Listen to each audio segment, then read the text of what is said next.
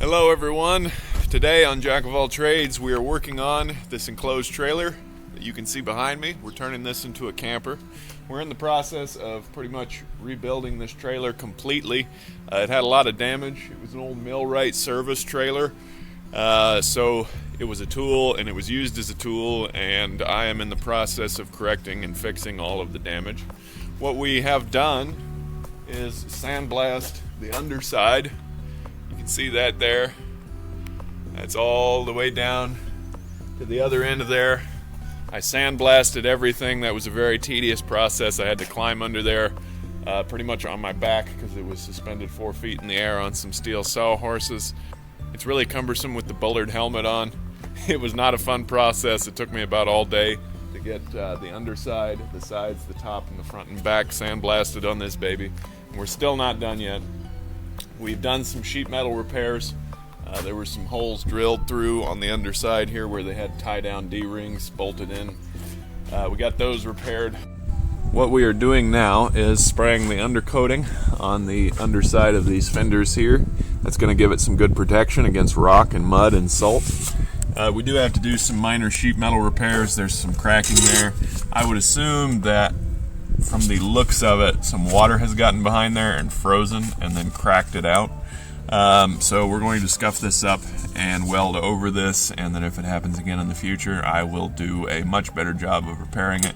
But for now, we're just going to weld over it and move on so we can start with the undercoating. Okay, we'll get this welded up now.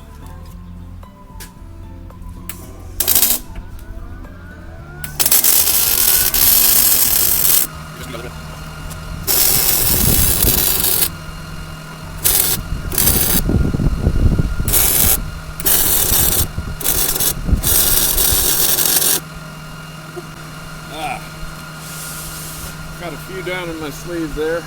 Nothing that hasn't happened before, but it's never nice. Okay. And as you can see, it is done. Not the best looking welds out there, but they will hold. I know, you guys can destroy me in the comments. Anyway, I got some undercoating to put on, so leave your comments down below if you want to trash talk me. Alright, we got our brake drums and hubs masked off. We just used some white 30-gallon trash bags and then some blue painter's tape. Ought to seal them up nice. Now we are ready to start spraying the underside of the trailer here. What we are using for undercoating is Rust-Oleum truck bed coating. I've heard mixed reviews about this stuff. However, I figure the people that have a negative opinion about it aren't prepping their surface well. I've used this stuff before, and as long as your surface is clean and then it is primed, this stuff sticks pretty good. It's all about preparation. We've sandblasted the underside of these wheel wells. We've primed them. There's no reason this stuff shouldn't stick very well. And this is what we're using for the underside of our wheel wells here. I am going to do a video on it maybe 2 or 3 years later to see how well it's holding up, because I can't really find any of that on YouTube. So let's get started.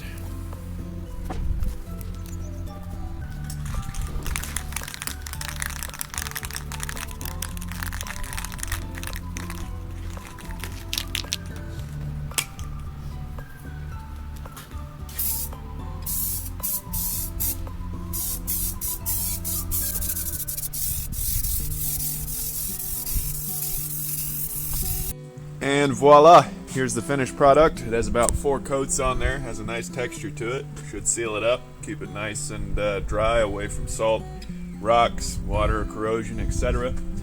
I didn't undercoat the hubs because we're going to be painting those safety yellow Rust-Oleum. I think it'll look pretty good with the silver, black trim, black rims, and then you'll have the yellow hubs that are able to be seen through the rims.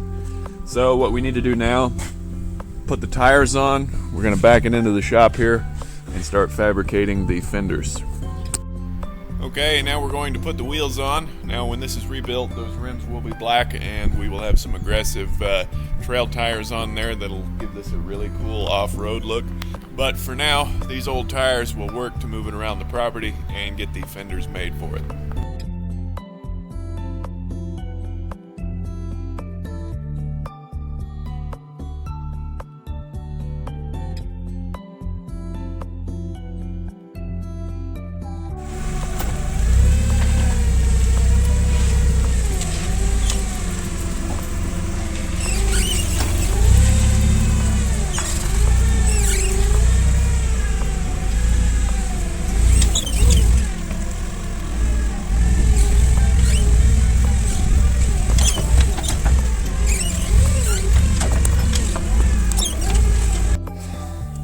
Alright, we got the wheels on, and with a little finagling of the forklift, we got it into the shop here. So we're going to get this one fabbed, and then the opposite one fabbed. Alright, I've scraped away the excess silicone. You can see some of my scrape marks there. Now that's nice and flat. What I'm going to do now is take some measurements and start cutting. Alright, we got our measurements made. It was a little tricky to get this centered and at the right height on both ends, but it's nice and square now. What we're doing is drilling the holes in here and running the screws in so we can weld on these pieces over here. Alright, production of the fenders is going pretty well. We got them all screwed on there with our self-tapping screws. I lucked out with these screws at Fastenal. I got 3 bags for 10 cents a piece. They had them on their clearance shelf. They're nice self-tappers. It's going to look good on the side of this thing. Now we need to make this piece here, and then we can start with the fender flare that comes out about an inch. Alright, we are fabbing up the wheel fenders here. It's going to look a lot better. I just tack welded the outside. We'll weld along the back side in about 1-inch sections, and then we will chew those out with a die grinder. It's coming along. It's looking pretty good. Let's keep going. Okay, I didn't really video much of the process because I was in a hurry.